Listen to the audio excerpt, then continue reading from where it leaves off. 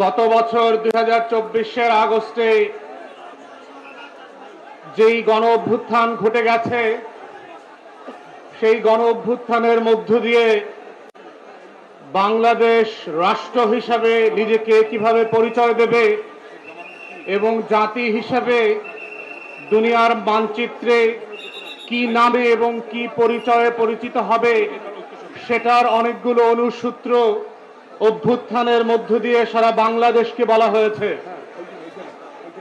আমরা গত 54 বছর ধরে যেই দিল্লির ফ্যাসিবাদ বিভিন্ন রাজনৈতিক দলের ব্যানারে ব্যানারে আমরা দেখেছি, সেই দিল্লির ফ্যাসিবাদের বিরুদ্ধে বাংলাদেশের ঘুমন্ত তরুণরা জেগে ওঠে, পরিষ্কার ভাষায় দেয়ালে দেয়ালে স্লোগানে স্লোগানে বলে দিয়েছে, লাখো শহীদের রক্তে কেনা দেশটা কারো বাপের না। এবং সারা বাংলাদেশের প্রান্তে প্রান্তে মহল্লায় মহল্লায় আমাদের তরুণ তরুণীরা, আমাদের ছাত্র জনতা সিপাহীরা এক কণ্ঠে বলেছে, বাংলাদেশটা কারো কাছে বিক্রি করে দেওয়া হয় নাই। অতএব এটা বাংলাদেশের আদি থেকে শুরু করে আজাদির লড়াইয়ের মূল মন্ত্র ছিল। কোন শেখ পরিবারের কাছে বাংলাদেশ যেমন বেচে দেওয়া হয় নাই, ঠিক আওয়ামী লীগ আর দিল্লির কাছেও বাংলাদেশ নামক মানচিত্রটা বর্গা দেওয়া হয় নাই। এবং এই বর্গা দেওয়া হয় নাই বলেই গত বছরের আগস্ট মাসে কোটি কোটি মানুষ সারা বাংলাদেশে প্রান্তে প্রান্তে রাস্তায় নেমে এসে ভারতকে, দিল্লিকে এবং আওয়ামী লীগকে পরিষ্কার করে বুঝিয়ে দিয়েছিল যে আমাদের পরিচয়, আমাদের সত্তা, আমাদের বেঁচে থাকার মূল মন্ত্রের, আমাদের আজাদির লড়াইয়ের শত শত বছরের ইতিহাস এবং ঐতিহ্য কোন দল এবং কোন দেশের কাছে যেভাবে বর্গা দেওয়া হয় নাই, আগামীতেও দেওয়া হবে না। আপনারা যে নামে আসেন, যে ব্যানারে আসেন, ফেব্রুয়ারির পরে হুমকি ধুমকি দিয়ে বাংলাদেশকে আবার পিছনে ফিরিয়ে দিয়ে দিল্লির মানচিত্রের কাছে যাবেন, লেনদুর্দর জীবনে যাবেন, সেই বাংলাদেশ আর হতে দেওয়া হবে না।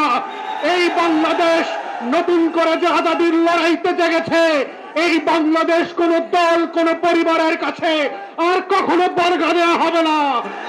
অতএব যারা আজকে আমাদেরকে বিভিন্ন মহল্লায় হুমকি দিচ্ছেন, ফেব্রুয়ারির পরে দেখে নেব, আমরাও আপনাদেরকে বলছি, ফেব্রুয়ারির পর আমরাও দেখে নেব ইনশাআল্লাহ।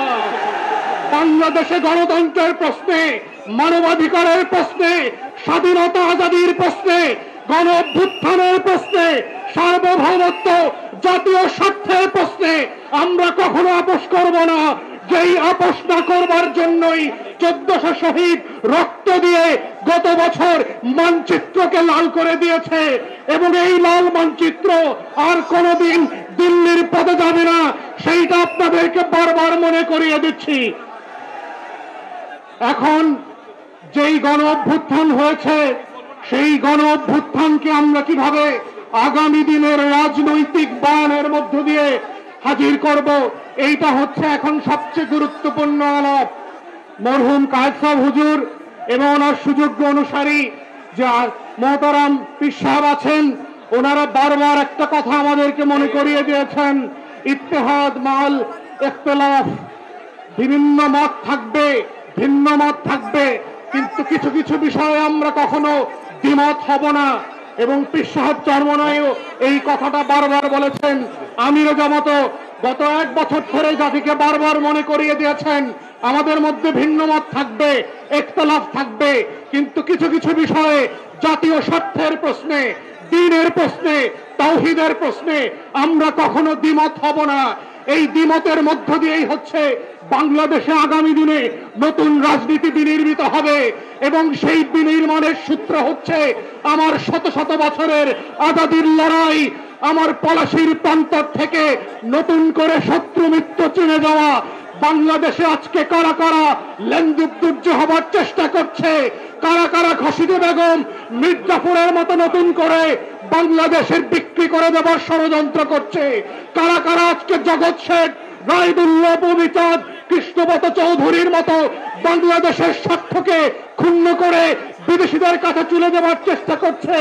এই শত্রু চেনার মধ্য দিয়ে আমাদের আগামীর লড়াই অক্ষুণ্ণ রাখতে হবে এবং এই শত্রু চেনার মধ্য দিয়ে আমাদেরকে ঠিক করতে হবে আমরা কারা কারা একত্রে লড়াই করব, কারা আমাদের শত্রু এবং কারা বাংলাদেশ পন্থী স্বার্থের বাইরে গিয়ে বাংলাদেশের স্বার্থ ক্ষুণ্ণ করছে। অতএব সেই আজাদির লড়াইতে শত্রু মিত্র চেনার মধ্য দিয়ে আগামী দিনের বাংলাদেশ বিনির্মাণের আহ্বান জানিয়ে আমার বক্তব্য এখানেই শেষ করছি।